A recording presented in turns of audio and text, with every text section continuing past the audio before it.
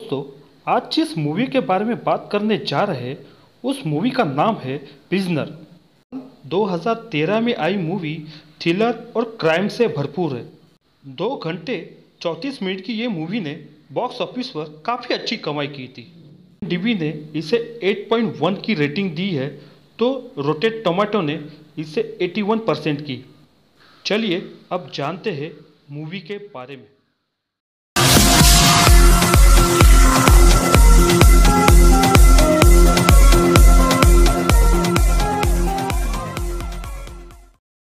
Movie शुरू होती है और हम देखते हैं कि पेनिसिल्वेनिया में केलर टॉवर अपने फैमिली के साथ फ्रैंकलिन बीच के घर जा रहे होते हैं। केलर टॉवर फैमिली में उसकी पत्नी ग्रेस टॉवर और उनके 2 बच्चे। बड़े लड़के का नाम होता है राप टॉवर और छोटी लड़की का मतलब उसकी बहन का नाम होता है एना टॉवर। ये सभी फ्रैंकलिन बीच के घर डिनर पे जाते हैं। फ्रैंकलिन बीच के घर उसकी पत्नी नैन्सी ब्रिज और उनके 2 बच्चे एलिजा ब्रिज और जॉय ब्रिज होते हैं। जॉय और एना की उम्र लगभग एक समान होती है। डिनर के वक्त ये चारों बच्चे बाहर घूमने जाते हैं। वहाँ उन्हें एक सफ़ेद कलर की आरवी गाड़ी दिखती है। वे चारों बच्चे वहीं से घर चले जाते हैं। डिनर के बाद एना अपनी मम्मी से बोलती है कि क्या मैं जॉय को अपने साथ घर ले जाऊँ? पापा ने दी हुई सीटी वो खो गई है। जॉय उसे ढूंढने में मेरी मदद करेगी। इतना बोल के वो दोनों वहाँ से चले जाते हैं। कुछ देर बाद पता चलता है कि दोनों बच्चे ना केलर के घर पे है ना ही फ्रैंकलिन के घर पे, क्योंकि दोनों मिसिंग है। अपने पापा केलर को बोलता है कि वो दोनों आरवी गाड़ी के पास खेल रहे थे और उसके अंदर कोई तो था। राल्फ और केलर बच्चों को ढूंढने के लिए उस गाड़ी के पास जाते हैं पर वो गाड़ी वहाँ नहीं होती। इसकी खबर वो पुलिस को देते हैं। वो केस मिल जाता है डिटेक्टिव लोकी को। डिटेक्टिव लोकी को वो आरवी वैन मिल जाती है। लोकी उस आरवी वैन की तरफ बढ़ता है पर गाड़ी के अंदर कोई तो होता है। वो डर के मारे गाड़ी को तेज भगाने की कोशिश करता है और जाके वो पेड़ से टकरा जाता है। डिटेक्टिव लोकी गन ताने उसकी तरफ बढ़ता है और उसे पकड़ लेता है। इंसान का नाम होता है एलेक्स जॉन। डिटेक्टिव लोकी एलेक्स जॉन से पूछताछ करता है। वो उसे पूछता है कि वो दोनों छोटी लड़कियां कहाँ हैं। वो कहता है कि मुझे कुछ नहीं पता। लोकी उसे पूछता है तुम गाड़ी लेकर उधर क्या कर रहे थे?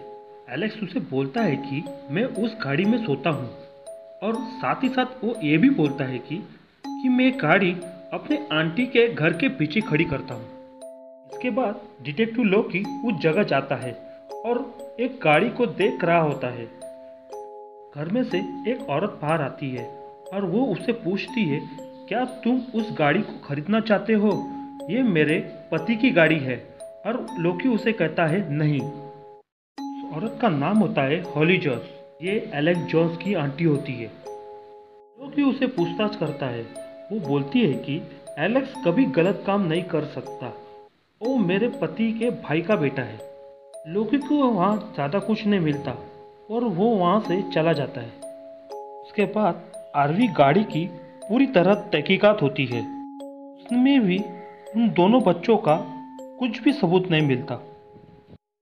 एलेक्स जॉन्स से पूछताछ करने के दौरान लोकी को ये पता चलता है कि उसका दिमाग मात्र 10 साल के छोटे बच्चे की तरह है। ये सारी बातें लोकी किलर से कहता है। वो कहता है कि एलेक्स ये सब नहीं कर सकता क्योंकि उसका दिमाग 10 साल के छोटे बच्चे की तरह है। जिनका दिमाग छोटे बच्चे की तरह हो वो दिन दहाड़े किसी 2 बच्चे को किडनैप नहीं कर सकता। ये सुनकर किलर लोकी पे भड़क जाता है। वो उसे कहता है मुझे इस बात पे ज़रा भी विश्वास नहीं है। वो कहता है कि अगर वो बेगुनाह था तो भागने की कोशिश क्यों करता? उसका दिमाग 10 साल के बच्चे की तरह है तो आरवी कैसे चला सकता है? केलर को लगता है कि एलेक्स झूठ बोल रहा है। उस पर लोकी उसे कहता है कि हम अपनी तरफ से पूरी कोशिश कर रहे हैं। इतना कहकर वो वहाँ से चला जाता है। जब वो अपनी गाड़ी में बैठता है तो केलर उसके पीछे भागते हुए आता है और वो लोकी से कहता है कि एलेक्स जॉन को अपने पास ही रखना, उसे छोड़ना मत। लोकी उसे कहता है कि हम उसे 48 घंटे से ज़्यादा नहीं रख सकते और कल उसके 48 घंटे पूरे हो जाएंगे। केलर उसे कहता है कि तुम उसे अपनी कस्टडी में रखना, क्योंकि अगर उसने 2 बच्चियों को अपहरण किया होगा तो तुम उसे छोड़कर बड़ी गलती करोगे। वो बच्चियों के साथ कुछ भी कर सकता है, इसीलिए जब तक सब कुछ ठीक नहीं हो जाता उसे अंदर ही रखना। लोकी उसे कहता है कि बहुत सारी चीज़ें मेरे हाथ में नहीं है, लेकिन मैं फिर भी कोशिश करूँगा।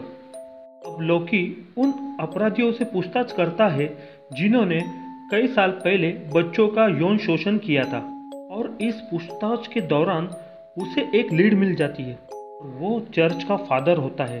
डिटेक्टिव लोकी उसके घर जाता है और दरवाज़ा खटखटाता है। अंदर से जवाब ना आने के कारण वो खिड़की की तरफ जाता है और वहाँ से उसे देखता है। पता चलता है कि फादर पहले से ही नशे में धुत होकर ज़मीन पे पड़ा है। तो लोकी उसके घर की तहकीकात करता है। घर के अंदर एक बेसमेंट दिखता है।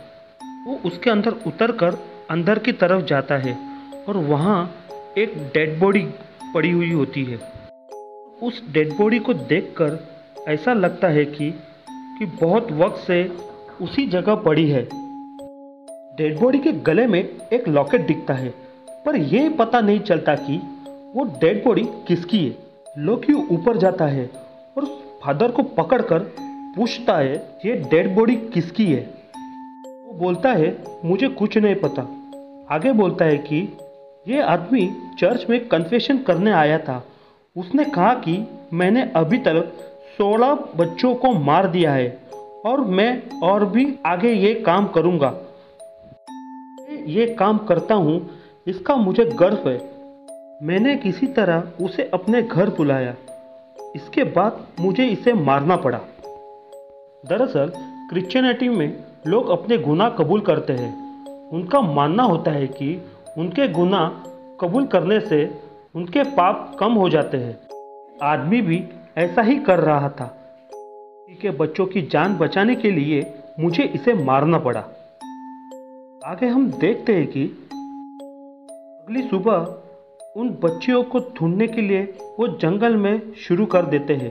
तभी किलर को उसकी पत्नी का कॉल आता है। वो उसे बताती है कि एलेक्स जॉन को पुलिस छोड़ रही है। किलर उस जगह जाता है। एलेक्स और उसकी आंटी के साथ वहाँ से निकल रहा होता है और किलर उसके ऊपर हमला कर देता है। हाँ, पुलिस और मीडिया भी थी। उधर एलेक्स उसे कुछ बोलता है। तक मैं उसके साथ था, वो रोई नहीं। इस पर किलर को पक्का विश्वास हो जाता है कि इसी ने बच्ची को अगवा किया है, लेकिन उसके पास कोई सबूत नहीं है। ये बात वो पुलिस को भी बोलता है, लेकिन पुलिस भी उसके बातों पर विश्वास नहीं करती। उन्हें लगता है कि बस किलर के दिमाग का ये भ्रम है। अब किलर जानता है कि ये सब एलेक्स ने किया है, लेकिन फिर भी लॉकी एलेक्स जॉन के घर जाता है।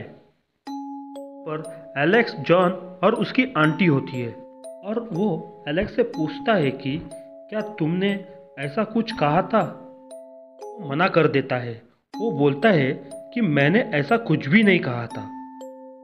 इसके बाद लॉकी वहाँ से निकल जाता है और किलर को कॉल करता है। पूछता है तुमने उसे पूछा। वो कहता है मैंने उसे पूछा था, लेकिन वो कहता है मैंने ऐसा कुछ भी नहीं कहा था। लॉकी उसे बोलता है कि हम उस पर ज़्यादा टाइम वेस्ट नहीं कर सकते। इतना कहते ही किलर वहाँ से कॉल डिस्कनेक्ट कर देता है। पूरा यकीन होता है कि मेरी और मेरी बेटी की किडनैपिंग इसी ने की है। ज़्यादा टाइम वो बाहर रहा तो बच्चों को खतरा हो सकता है। इसीलिए वो एलेक्स के घर के पास जाता है और जब वो कुत्ते को घुमाने बाहर आता है तब किलर उसे किडनैप कर लेता है और उसको अपने पिता के घर ले जाता है। वो घर बहुत दिनों से बंद पड़ा होता है, वहाँ कोई नहीं रहता। अब एलेक्स किडनैप हो चुका है। वहाँ पे किलर अपने दोस्त फ्रैंकलिन को भी बुलाता है क्योंकि उसकी भी बेटी का किडनैप हो चुका होता है। लेकिन फ्रैंकलिन नहीं चाहता कि किलर इस रास्ते पे चले क्योंकि हमें नहीं पता कि हमारी बच्चियों का किडनैप इसी ने किया है। ये निर्दोष हुआ तो किलर कहता है कि मुझे पूरा यकीन है किडनैप इसी ने किया है और वो इस बात पे पूरा भरोसा करता है। वो उसे बहुत बुरी तरह मारता है लेकिन एलेक्स आखिरी तक ऐसा ही बोलता है कि मुझे कुछ नहीं पता। इस तरफ ये दिखाया जाता है कि लोकी उन बच्चों की इंफॉर्मेशन निकालता है जिनका अपहरण हुआ था। एक बच्चे की इंफॉर्मेशन मिलती है। लोकी उसके घर जाता है। वे एक औरत होती है। वो कहती है कि बेटे का नाम बेरी था और वो आज से 28 साल पहले किसी ने उसको किडनैप किया था। कुछ पता नहीं चला वो कहाँ गया, उसका क्या हुआ। उस दिन मेरे घर के सामने आरवी गाड़ी खड़ी थी और उसके बाद मेरे बेटे का कुछ भी पता नहीं चला। और मुझे लगता है कि हाल ही में जिन बच्चियों का अपहरण हुआ है वो उनका भी कुछ पता नहीं चलेगा। बच्चों का उसी ने अपहरण किया है जिसने मेरे बच्चे का अपहरण किया था। देखते हैं कि लोकी ने जिस फादर को पकड़ा था उससे वो पूछताछ करता है तो पता चलता है कि फादर उससे बोलता है वो व्यक्ति मेरे पास कन्फेशन के लिए आया था। तब वो बोलता था कि मैंने ईश्वर के साथ एक जंग लड़ी है। बात पर लोकी हंसता है। फिर उसे कहता है कि वो बच्चों का अपहरण करता है, कभी कभी तो वो दिन दहाड़े भी बच्चे को अपहरण करता है। फिर उसे पूछता है क्या वो अकेला था। बात का जवाब देते हुए फादर उसे कहता है नहीं, उसका पूरा परिवार था। लोकी को उस फादर से कुछ खास इंफॉर्मेशन नहीं मिलती और आज बच्चियों का अपहरण होकर पूरे 4 दिन हो चुके हैं। वहाँ के लोग कैंडल लेके उनके पेरेंट्स के पास जाते हैं। इसका मतलब कि हम आपके साथ हैं। में लोकी भी होता है। लोकी का ध्यान एक लड़के के ऊपर जाता है। उसको उस लड़के के ऊपर शक हो जाता है। लोकी उस लड़के का पीछा करता है। देख के वो लड़का वहाँ से भागने लगता है। लोकी उस लड़के का बड़ी दूर तक पीछा करता है पर वो लड़का लोकी के हाथ नहीं आता। लोकी ने उसका चेहरा देखा हुआ होता है इसलिए वो पुलिस स्टेशन में जाकर उसका स्केच बनाता है और उस टीवी पे रिलीज करवाता है। इन्फॉर्म किया जाता है अगर कोई भी इस व्यक्ति को देखे तो तुरंत पुलिस स्टेशन में इन्फॉर्म करे। लोकी को कॉल आता है और वो कॉल स्टोर से होता है। वहाँ पर एक लड़की लोकी से कहती है कि ये आदमी हर हफ्ते छोटे बच्चों के कपड़े लेने आता है। अलग अलग साइज के वो कपड़े लेता है। इसके पास इस व्यक्ति की कोई इन्फॉर्मेशन नहीं होती कि वो पूरा पेमेंट कैश से करता है कि उसे अपना नंबर देता है और कहता है अगली बार यह आदमी स्टोर में आए तो मुझे कॉल करना। कहती है ठीक है। इतना कहते ही लोकी वहाँ से निकल जाता है। दूसरी तरफ हमें यह दिखाया जाता है कि वही आदमी जो लोकी को देख के भाग गया होता है पहले वो फ्रैंकलिन के घर और उसके बाद वो किलर के घर जाता है। किलर उस वक्त घर पर नहीं होता। उसकी पत्नी और उसका बेटा होता है। किलर की पत्नी को लगता है कि बाहर कोई तो आया है। जब वो बाहर आती है तो वो आदमी खिड़की से भाग जाता है। तुरंत लोकी को कॉल करती है और उसे सब कुछ सच सच बताती है। बाद में लोकी को पता चलता है कि किलर रात रात भर घर से बाहर होता है। उसने अपने पत्नी को ये बोला होता है कि वो पुलिस का साथ दे रहा है ताकि अपनी और अपने दोस्त की बेटी को ढूंढ सके। लोकी को यहाँ पे किलर पे शक होता है। उसे लगता है कि एलेक्स जॉन का अपहरण किलर ने ही किया है। वो किलर का पीछा करना शुरू कर देता है। किलर एक जगह अपनी गाड़ी पार्क करके पैदल ही उस जगह की तरफ जा रहा होता है जहाँ एलेक्स जॉन को रखा हुआ है। पीछे ये दिखाया जाता है कि लोकी अपनी गाड़ी से उसे देख रहा होता है। तभी लोकी के गाड़ी के पीछे एक ट्रक आ जाता है। वो हॉर्न बजाता है। तभी किलर की नज़र गाड़ी में बैठे लॉकी पर पड़ जाती है। किलर अपना रास्ता बदल लेता है, वाइन शॉप की तरफ जाता है। वो एक वाइन खरीदता है। वो उसके पास जाता है। किलर लॉकी से बोलता है कि तुम मेरा पीछा क्यों कर रहे हो। लॉकी उसे गाड़ी में बैठने के लिए बोलता है। गाड़ी में बैठ जाता है। लॉकी उसे एलेक्स के बारे में पूछता है। लॉकी किलर को ये दिखाता है कि मुझे इसके बारे में कुछ नहीं पता। वो लॉकी से कहता है कि अगर एलेक्स शहर छोड़कर भाग चुका है तो ये पुलिस की नाकामयाबी है। मेरी बेटी का अपहरण होके पूरे 6 दिन हो चुके हैं। उसे ढूंढने की बजाय तुम मेरा पीछा कर रहे हो। कि उसे कहता है कि तुम अपना और अपने पत्नी का ध्यान रखो, पुलिस अपना काम कर रही है। किलर वहां से गुस्से में चला जाता है। अगले दिन किलर फिर से उसी जगह जाता है जहां उसने एलेक्स को रखा है। अब एलेक्स को एक बाथरूम में वो बंद कर रखा है और वहां उसने के अंदर शॉवर लगाया है। खौलता हुआ गर्म पानी आता है या तो बहुत ठंडा पानी आता है, और ये दोनों एलेक्स के लिए टॉर्चर ही थे, क्योंकि उस जगह इतनी बर्फ पड़ती है कि ये एलेक्स के लिए टॉर्चर से कम नहीं था। 6 दिन तक वो किलर का टॉर्चर सहन करता है। एक दिन वो बोलता है कि मैं एलेक्स नहीं हूँ। किलर उसकी बात समझ नहीं पाता है, निराश हो जाता है, बच्चों को खोने के गम में रहता है। किलर को उस पर दया आती है। असल में किलर ऐसा इंसान नहीं होता कि किसी दूसरे इंसान को बेवजह तकलीफ दे, पर यहाँ बात आती है उसकी बेटी की। इसके लिए वो दोबारा पर टॉर्चर करता है। यहाँ पे लॉकी को किलर पे शक होता है, इसीलिए लॉकी भी उस जगह पहुँच जाता है। किलर उसे ऊपर से देख लेता है और किलर उस एलेक्स को बोलता है, अगर तुमने आवाज़ किया तो मैं फिर से गर्म पानी चला दूंगा।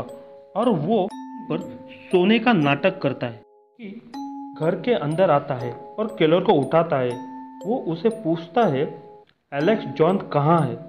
किलर कहता है, मुझे क्या पता। लॉकी उसे पूछता है, तुम यहाँ पे क्या कर रहे हो। किलर उसे बताता है कि ये घर मेरे पिताजी ने मुझे दिया था और यहाँ पे मैं शराब पीने आता हूँ, क्योंकि मैं अपने घर में पत्नी के सामने शराब पी नहीं सकता। उसे कहता है, क्या तुम अपना घर मुझे नहीं दिखाओगे। केलर उसे अपना घर दिखाता है कि उस जगह जाता है जहाँ पे केलर ने एलेक्स को रखा है।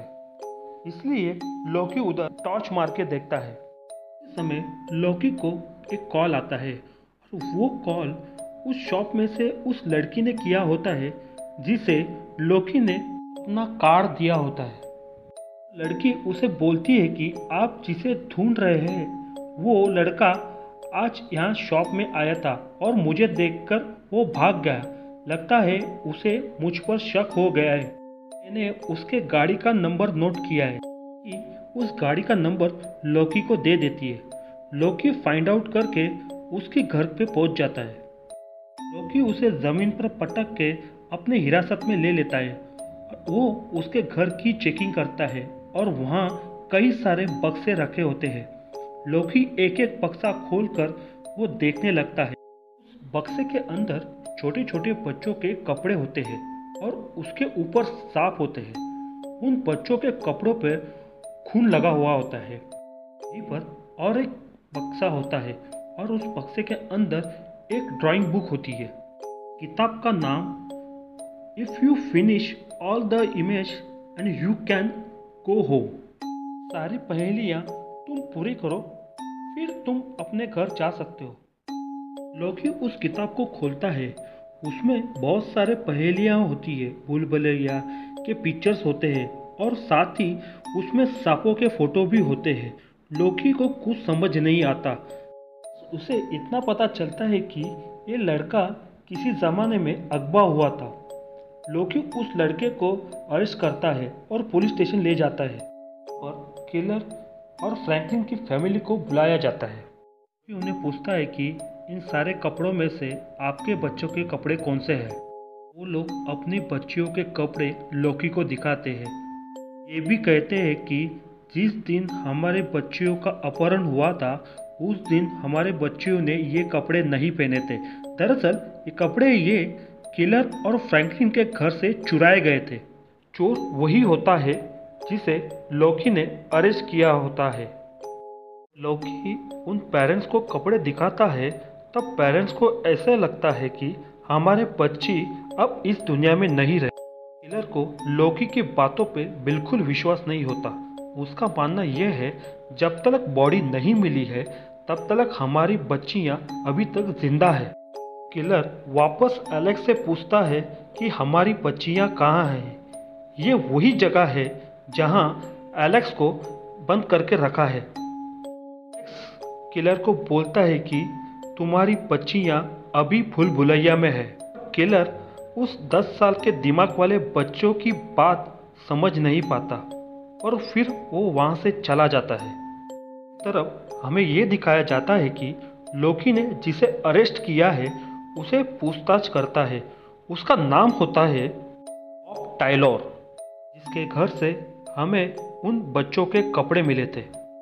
नक्काशा बनाना शुरू करता है।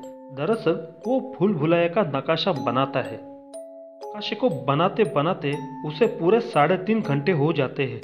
लॉकी को गुस्सा आता है और वो उसे मारने पीटने लगता है। इस समय दूसरे ऑफिसर भी आते हैं और लॉकी को उस बॉब से दूर करने की कोशिश करते हैं। झपटा झपटी में बॉब एक ऑफिसर की गन चुरा लेता है और अपने आप को शूट कर लेता है। घटना के बाद लॉकी अपने आप पे नाराज हो जाता है कि उसके पास यही कड़ी थी जो उन बच्चों तक पहुंचा सकती थी, लेकिन अब वो मर चुका है। हम देखते हैं कि लॉकी उस पेंटिंग को देख रहा होता है जो बॉब ने बनाई थी। पेंटिंग को उस फोटोकॉपी से मैच करने की कोशिश करता है। वो फोटोकॉपी उस डेड बॉडी की होती है और डेड बॉडी की गले में एक लॉकेट होता है, वो उसी से कंपेयर करने की कोशिश करता है। चलता है कि डेड बॉडी के गले में जो लॉकेट है पेंटिंग दोनों मैच करती है। लॉकी को फॉरेंसिक वाले कॉल करते हैं। बॉब के घर जाता है, तभी उसे पता चलता है कि बच्चों के कपड़ों पे जो खून मिला था वो सुअर का था। वहाँ पे उसे एक किताब मिलती है और उस पर लिखा हुआ होता है फाइंडिंग द इनविजिबल मैन। किताब एक काल्पनिक कहानी के बेस के ऊपर लिखी हुई होती है। उसमें एक आदमी पे शक होता है कि वो बच्चों का अपहरण कर रहा है। टेलर बताता है कि जब लॉकी बच्चा था किसी ने उसका अपहरण किया, लेकिन 3 हफ्ते बाद वो वहाँ से भाग गया। जिसने उसका अपहरण किया था उसने उसे कुछ खाने में दिया था, जिसके वजह से उसकी याददाश्त चली गई। वो कभी अपराधी तक पहुँच नहीं पाया। लॉकी उस किताब की कहानी और एक केस को जोड़ने की कोशिश कर रहा था। दरअसल बॉबी की दिमाग की हालत ठीक नहीं थी। वो जिस कहानी को हकीकत समझ रहा था, असल में वो कहानी काल्पनिक थी। वो उस वक्त का इमेज बना रहा था जिस वक्त यानी कि बचपन में उसका अपहरण हुआ था और अपहरण के बाद उसे एक किताब दी गई थी और उस किताब का वो एक इमेज था। किताब पर लिखा था Finish all the match and you can go home।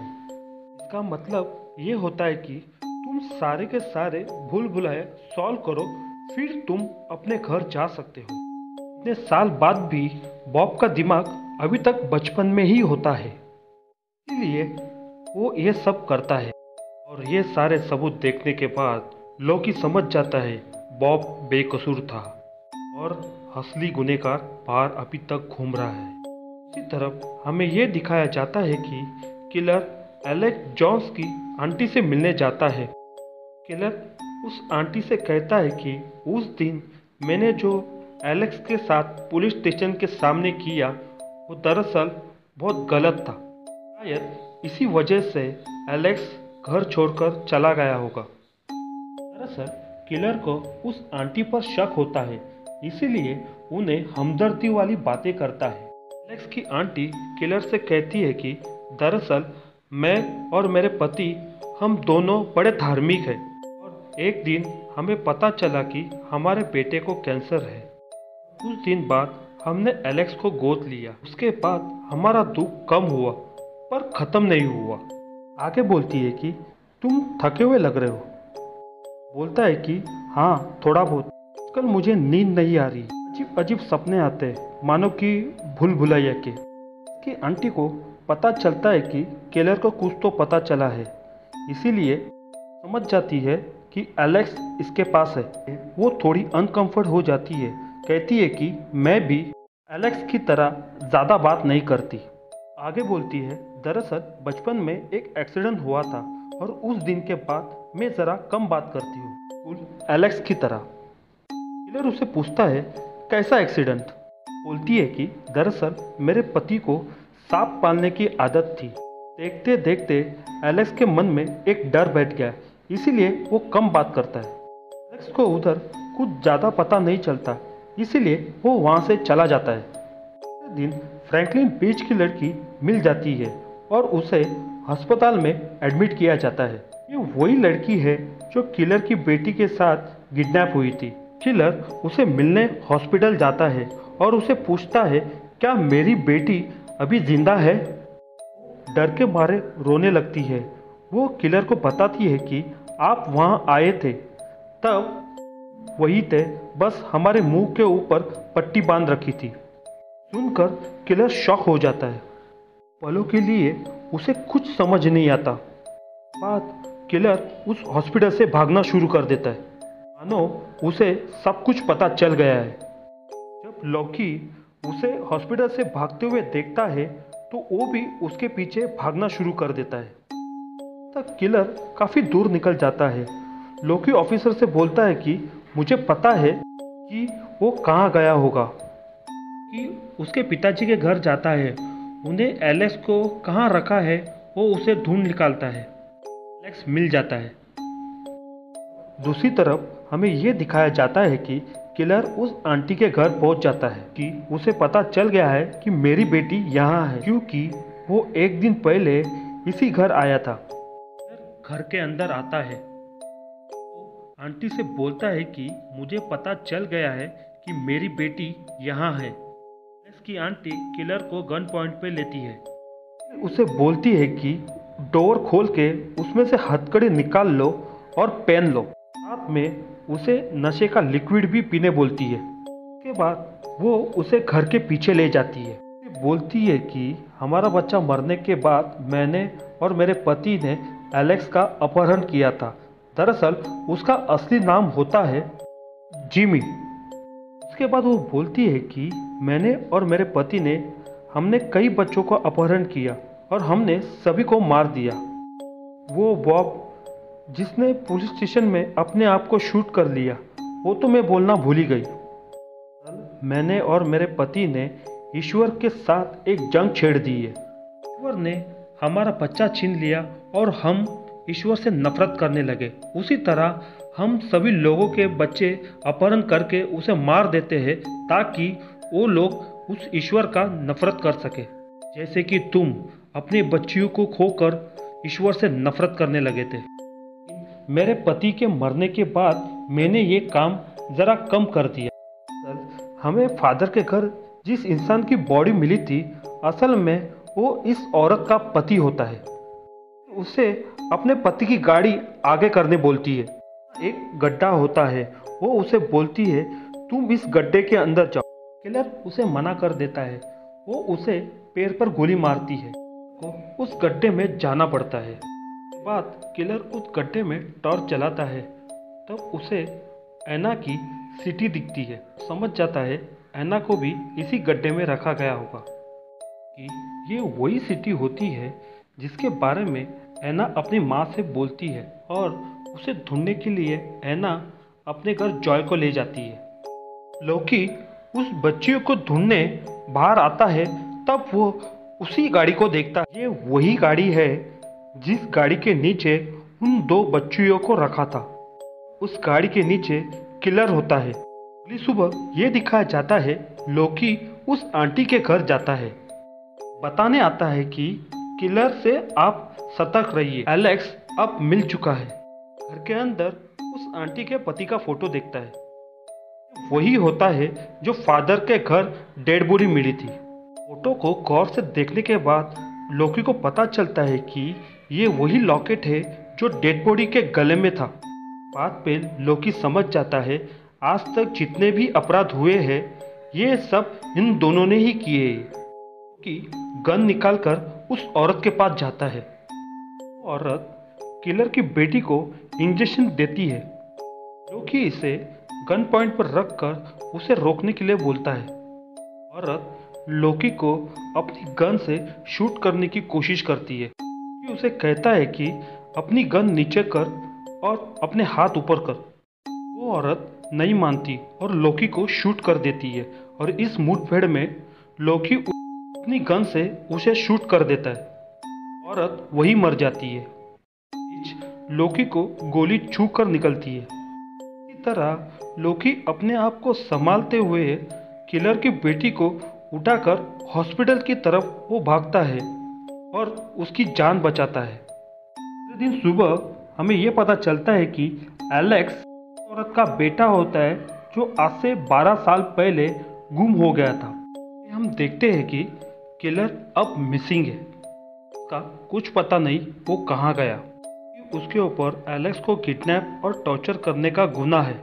हम देखते हैं कि लोकी उसी औरत के घर के पीछे जाता है और कुछ ढूंढने की कोशिश करता है कि कुछ और सबूत मिले। उधर मरे हुए सांपों के अलावा और कुछ नहीं होता, इसीलिए सब चले जाते हैं। फिर लोकी को एक सिटी की आवाज़ आती है। आवाज़ उसका भ्रम तो नहीं, इसीलिए वो गौर से सुनने की कोशिश करता है तो उसे फिर से सुनाई देती है। के साथ ये पिक्चर की कहानी यही ख़त्म हो जाती है। वीडियो अगर पसंद आया हो हमारे चैनल को सब्सक्राइब करना, बेल आइकन प्रेस करना, साथ ही लाइक, कमेंट और शेयर करना।